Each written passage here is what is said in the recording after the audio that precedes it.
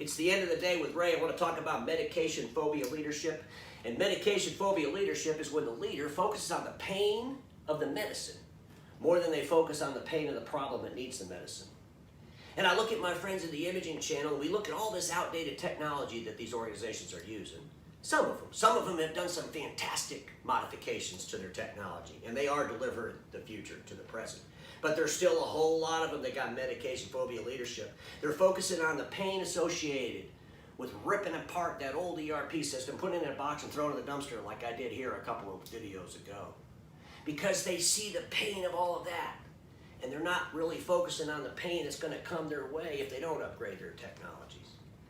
And a lot of times these individuals will say, well, you know, we're delivering services just fine with this outdated technology that Granddad used. Everything seems to be going fine for us. We're not having any problems with our customers.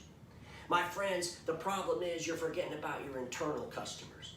We're trying to hire the younger generation, and we're trying to bring them into environments, forcing them to use technology that was brought to life in their granddad's days.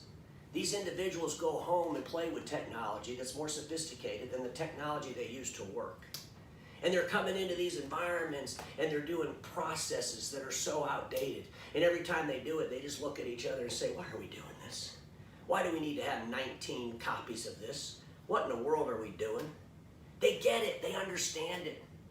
So you might think your external customers are doing okay, but you can't keep, forcing these younger generation to use this outdated technology. They're just not going to hang around. We've got some deep problems inside the imaging channel with age. It's getting harder and harder and harder for us to hire the younger generation. Well, maybe it's because of the technologies we're using. Maybe it's because of the processes we're using. We need a reinvention. And the only way you're going to get a reinvention is has the right tools, that gives you the right information, that has AI capabilities, that allows you to do things that outdated technology simply won't do. So my friends, remember, you got two sets of customers, both internal and external. Everything might be great right now for the external, but sooner or later, it won't be.